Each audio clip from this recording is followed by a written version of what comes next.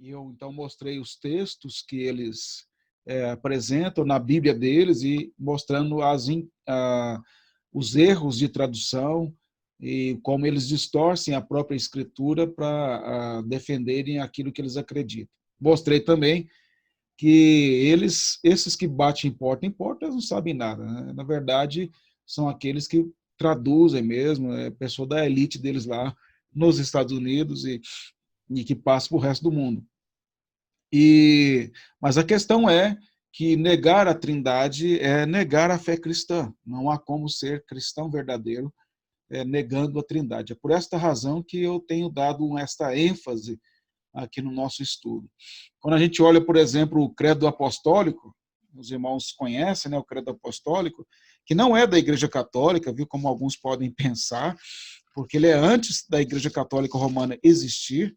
O credo apostólico é da Igreja Cristã, do modo geral. Foi uma confissão de fé. Uma das primeiras confissões de fé feitas foi o credo apostólico. No credo apostólico, tem assim: creio em Deus Pai Todo-Poderoso, Criador do céu e da terra.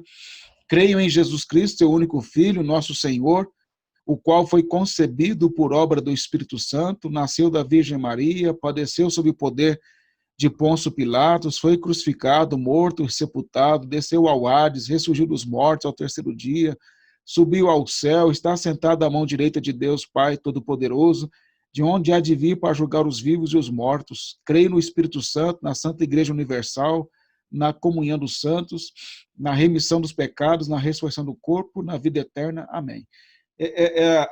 O credo apostólico, basicamente, ele fala da Trindade. Creio em Deus Pai, creio em Jesus Cristo e creio no Espírito Santo. São os tópicos de cada um dos parágrafos. Mas o credo apostólico tem declarações muito profundas teologicamente. Tanto é que a igreja, no passado, fala a igreja cristã, antes da igreja católica romana existir, as pessoas, para serem batizadas, elas estudavam esse curso que vocês estão fazendo aqui, aqueles que vão ser membros da igreja, né? Era durante 2 anos, e com base no credo apostólico.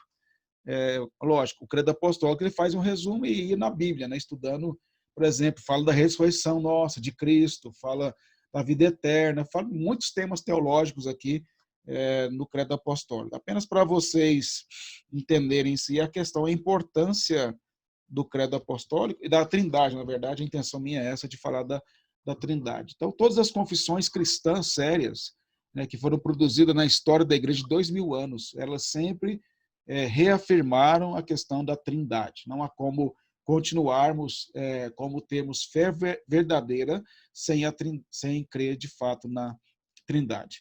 Então, dentro disso aí, agora a gente vai ver, na última aula, como eu já expliquei, nós vimos sobre o que os testemunhos de Jeová alegam contra a nossa fé, a nossa convicção. Agora eu vou mostrar para vocês o que a Bíblia diz sobre a Trindade. Então, a gente vai abordar agora vários textos que vão falar sobre a Trindade. Então, a Escritura, eu tenho na última aula eu falei um pouquinho disso, agora a gente vai aprofundar um pouco mais. Então, a Escritura, a gente começa falando da criação, naquele texto de Gênesis 1, que Deus criou os céus e a terra, e ali a gente já começa a ver em Gênesis capítulo 1 e capítulo 2, que é a narrativa da criação, a gente começa a ver já algumas revelações de Deus, mostrando que no ser de Deus há mais de uma pessoa. Você não vai encontrar em Gênesis 1 e 2, obviamente, declarações totalmente claras nesse aspecto. Por quê? Porque a revelação bíblica ela é progressiva. Então, ali você tem em Gênesis 1 e 2, você tem as verdades embrionárias ali, que vão se desenvolver no restante das... Lembra que eu dei o exemplo para vocês do quebra-cabeças? Mostrando que são as peças que vão se montando para formar um quadro todo no final, que é exatamente isso que vai acontecer em toda a Escritura. Então, a gente vai começar a montar o quebra-cabeça a partir do capítulo 1, verso 1 de Gênesis. No princípio, Deus criou todas as coisas, ou no princípio, Deus criou os céus e a terra. Ali está, tem que corrigir o texto. No princípio, Deus criou os céus e a terra. A palavra Deus ali, como vocês já expliquei para vocês, é Elohim, no hebraico. Lembra que eu expliquei isso para vocês? E que pode ser usado, esse termo hebraico, ele pode ser usado e é usado em outros textos do Antigo Testamento para falar de deuses, por exemplo. Então, Elohim pode ser traduzido como deuses, mas isso de acordo com o contexto. Quando há um texto no Antigo Testamento que está falando de deuses das nações, aí aparece a palavra Elohim. Mas quando se trata de Deus, o único Deus, aí não é traduzido como deuses, mas como Deus apenas, entendeu? Agora, quando se refere a Deus, ao verdadeiro Deus, o Elohim tem um sentido não de deuses, mas tem um sentido de pluralidade de pessoas. Ou seja, que há mais de uma pessoa no ser de Deus. E também significa majestade, glória. Então, o nome Elohim, que aparece no capítulo 1 de Gênesis, verso 1, que é o nome Deus, que é traduzido para nós como Deus, que no hebraico é Elohim, ele aí tem um sentido de majestade, de pluralidade de pessoas. Aqui, ó, eu escrevi, pluralidade de pessoas ou de majestade. Então, para a gente saber se o texto, se o termo, o nome Deus aí no texto de Gênesis 1, verso 1, ele quer dizer majestade ou ele quer dizer pluralidade de pessoas, a gente precisa entender ele dentro do contexto em que ele é usado. Está claro isso? Tá bem aí para acompanhar o raciocínio? Então, como que a gente pode saber disso? Se a gente lê o resto do capítulo 1 de Gênesis, e a gente vê alguns indícios se o autor desse texto quis usar o nome Elohim para falar de Deus, de majestade, de glória ou de pluralidade de pessoas, ou das duas coisas. Também podem estar juntas. Por exemplo, mantenham abertos aí, né, Gênesis capítulo 1, o verso 2, embora esteja aqui, é bom você estar olhando aí no próprio texto. A terra, o verso 2, a terra, veja, o verso 1 eu estou argumentando que o nome Elohim tem um sentido de pluralidade de pessoas, certo?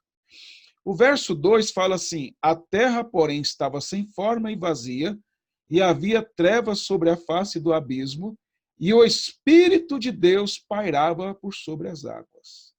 Então, aqui no verso seguinte, já se fala de uma outra pessoa dentro do ser de Deus. Quem é que está sendo falado aqui? O Espírito de Deus. Então, se no verso seguinte já está falando de uma outra pessoa dentro do ser de Deus, significa, portanto, que Elohim tem o sentido de pluralidade de pessoas. Consegui ser claro? Vamos pensar mais um pouquinho. Argumentando de que o nome Elohim, que é Deus aqui, não pode ser traduzido jamais como deuses, né? Porque se refere ao único Deus. E se fosse Deus, como é que ficariam os verbos aqui? Ficaria, no princípio, os deuses criaram os céus e a terra. Né? Seria conjugado aí o verbo. Mas não, o verbo está aí, não está como se fosse para eles, né? Mas para ele. No princípio, Deus criou, ele criou todas as coisas. Então, significa que o que o autor, que é Moisés, quis mostrar é que o único Deus verdadeiro, e ele está escrevendo para uma geração que havia saído do Egito, que havia convivido com várias crenças em deuses pagãos, vocês já viram isso antes, eu mostrei, e ele não iria usar esse nome para referir-se a deuses pagãos. Ele está falando do verdadeiro Deus que tirou o povo de Israel do Egito. Mas ele usa o nome aí Elohim para mostrar majestade, sim, porque ele é majestoso, porque ele criou todas as coisas, mas também Moisés já começa a mostrar aí, através desse nome, Elohim, que há mais de uma pessoa no ser indivisível de Deus. Não sei se eu consegui ser claro aí, os irmãos, tá? Tá caminhando bem aí? Beleza. Aqui, ó, por exemplo, eu coloco aqui o argumento que um testemunho de Jeová usaria para você. Ele iria dizer o seguinte para você, com relação ao verso 2, aqui que fala do Espírito de Deus. A palavra que é usada para Espírito aí, no verso 2, é uma palavra que é traduzida no hebraico por vento, ruá. É a mesma coisa também no Novo Testamento, quando se refere a Espírito Santo, o Espírito de Deus, a palavra Espírito no grego é pneuma, é vento.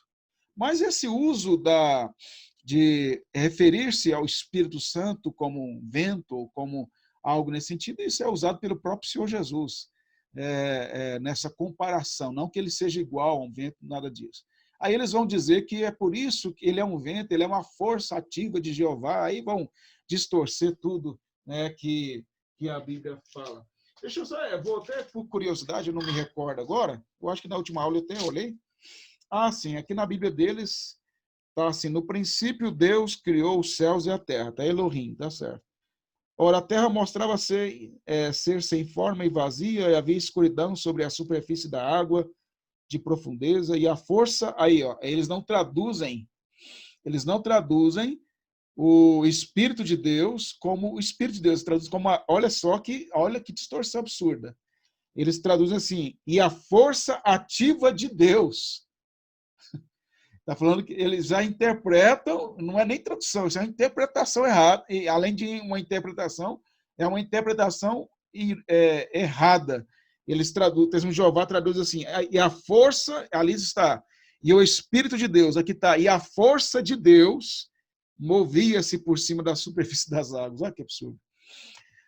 Para você entender, quando diz aí que o Espírito de Deus, não tem nenhuma possibilidade de ser a força, viu, de Deus aí no texto hebraico. Nenhuma possibilidade. Puramente uma tradução errada para negar a Trindade. Mas a gente não vai entrar mais muito nisso, só quis fazer um comparativo aqui para vocês entenderem. Quando fala aí que o Espírito de Deus pairava por sobre as águas, olha que interessante, a palavra pairava traz a ideia no hebraico de chocar. É como uma galinha que choca os seus ovos para nascer os pintinhos. Então o Espírito Santo estava chocando, organizando as coisas que Deus, que estavam sendo criadas ali, as matérias elementares ali. E ele trazia ordem às coisas, trazia vida. Então esse é o sentido, não tem nada de força de Jeová, força ativa, é o próprio Jeová ali, é o Espírito de Jeová, é a terceira pessoa da Trindade. Se tiverem alguma dúvida, podem perguntar. Vamos lá, mais um pouquinho. Na criação do homem também, no capítulo 1 e 2, é revelado a Trindade. Vou mostrar para vocês em Gênesis. No capítulo 1 de Gênesis, verso 26, está assim, ó, também disse Deus, façamos um homem à nossa imagem, conforme a nossa semelhança, certo? Também disse quem? Quem é que disse? Deus. Lembra que o nome de Deus é Elohim. Mais uma vez, é o mesmo nome lá do verso primeiro. Quem é que disse? Elohim. Se Elohim aí fosse deuses, como é que ficaria o verbo disse? Também disseram os deuses, façamos o homem à nossa imagem e semelhança. Mas não. Elohim aí é o mesmo jeito lá do verso primeiro, que é Deus, que quer dizer pluralidade de pessoas ou majestade. Será que o verso 26 está indicando mais pluralidade de pessoas ou majestade de Deus? Olha, veja só, também disse Elohim, façamos. Olha, quem é que disse? Foi Elohim. Façamos, aí é mais de uma pessoa. O homem é a nossa imagem e semelhança. Veja que o verbo, então, está mostrando que o sujeito, que o caso ali é Deus, o Elohim, ele tem mais de uma pessoa no ser dele. Porque o homem foi feito à imagem de quem? De Deus. Quem é que disse façamos? Deus. Olha, aí se tivesse uma argumentação, aí é a imagem dos anjos e tal. Não, ele está falando aí é a imagem de Deus. Aliás, há vários outros textos que vão mostrar que o homem foi criado à imagem de Deus, não é de anjos, não. Então, quem é que disse? Foi Elohim. Disse o quê? Façamos. Então, o verbo aí, aqui, ó, eu faço uma ilustraçãozinha para vocês aqui, né, onde eu mostro que a forma correta da tradução. Também disse Deus, façamos uma nossa imagem e semelhança. Aí eu uso aqui, ó, o verbo disse está conjugado desta forma, porque Deus, Elohim, indica mais de uma pessoa no ser de Deus e não deuses. Eu coloquei aqui a setinha. Aqui o façamos, já o verbo façamos está corretamente traduzido, pois indica que Deus tem mais de uma pessoa que se autoconsultou para criar o homem. Ou seja, a ideia é que Deus, como é um ser indivisível, mas há três pessoas no seu ser, o Pai, o Filho e o Espírito Santo se consultaram entre si e decidiram fazer o homem à sua imagem e semelhança. Se fosse traduzido erradamente, como é que ficaria? Também disseram os deuses, façamos o homem à nossa imagem e semelhança. Então, eu coloquei as duas formas para tentar ficar mais claro para vocês. Se fosse Elohim, fosse deuses, ficaria disseram.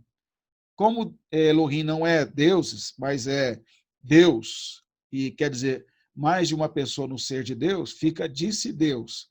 Mas como são mais pessoas no ser de Deus, tá, façamos. Se a gente tiver só esse texto de Gênesis, capítulo 1, nós poderíamos saber algumas coisas. Primeiro, que Deus tem mais de uma pessoa no seu ser. Mas nós não saberíamos dizer quantas pessoas. Concorda? Se tiver só o capítulo de Gênesis, nós não saberíamos dizer quantas pessoas tem no ser de Deus. Não saberíamos. Mas poderíamos saber, sim, que há mais de uma pessoa. Lembra que eu falei que Gênesis é embrionário? Tá? É a primeira peça do quebra-cabeça. Ele não está dando todas as informações, está começando a dar. E aí o restante das escrituras vai dizer que são três pessoas. Mas apenas pelo capítulo 1, nós não saberíamos que se trata apenas, ou que quantas pessoas existem no ser de Deus. Saberíamos apenas que há mais de uma pessoa, porque disse Deus, façamos o homem à nossa imagem e semelhança. Quando a Bíblia fala que Deus criou o homem à sua imagem e semelhança, a palavra imagem e semelhança, a gente vai estudar sobre o homem depois, quer dizer a mesma coisa, viu? Não quer dizer que uma imagem é uma coisa, semelhança é outra. É a mesma coisa. Quando a gente for estudar sobre o homem, eu vou mostrar para vocês textos no próprio livro de Gênesis que uma hora usa imagem, outra hora semelhança, não importa. É a mesma coisa, é a ênfase de uma mesma realidade. Agora, o que quer dizer que o homem foi criado à imagem e semelhança de Deus? Quer dizer que o homem foi criado um ser racional, é um ser que tem vontade, que tem emoções, que tem justiça, retidão, lógico, falando do homem sem o pecado. Né? Então, essas coisas todas, domínio sobre a criação, tudo isso é reflexo finito da imagem de Deus no homem. Então, o homem foi criado de tal maneira à imagem de Deus, pensa nisso agora que eu vou falar, que é muito profundo. O homem foi criado de tal maneira à imagem de Deus que proporcionou a encarnação de Deus. Pensa o que eu falei agora. Vou repetir. Isso aqui é algo que a gente vai estudar mais para frente, tá? Mas só para vocês entenderem como que é profundo o negócio. O homem foi criado de tal maneira à imagem de Deus que proporcionou a encarnação de Deus. Cristo não é Deus? Ele encarnou. Por que ele pôde encarnar? Porque o homem foi criado à sua imagem e semelhança. Então, o fato do homem ser criado à imagem e semelhança de Deus é uma prova da possibilidade da encarnação de Deus. Aqui já está sendo preparado o cenário para mostrar isso. Por exemplo, quando você vai em Gênesis 3,15, fala da semente da mulher, que é Cristo. Alguém vai nascer da mulher, que vai ser o Redentor. Então, a questão aqui, então vou repetir, né? O homem foi criado de tal maneira à imagem de Deus que proporcionou a encarnação de Deus. Isso é muito profundo, né?